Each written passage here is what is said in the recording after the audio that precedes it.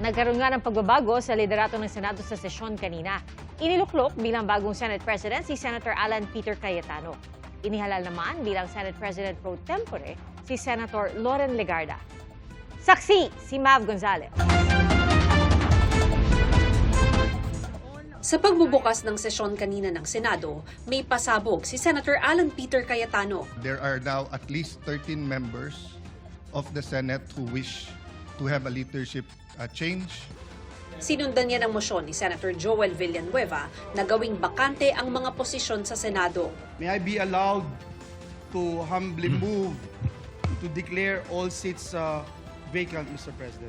With 13 affirmative votes, 10 negative votes, and 1 abstention, the positions in all the positions in the Senate is hereby declared vacant.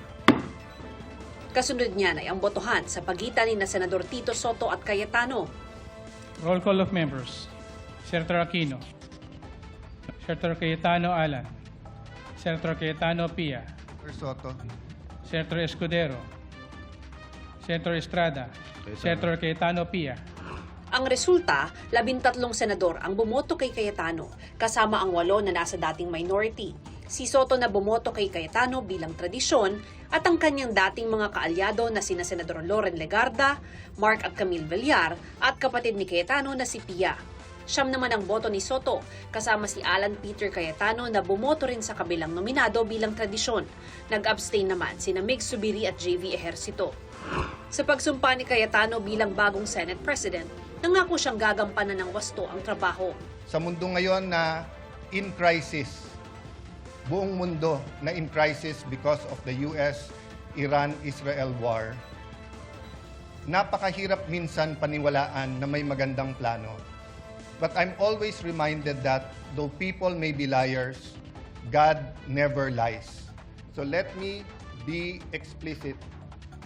Our job together, my job, is to serve you, dear senators, to serve this nation, to serve God above all, and to do what is right.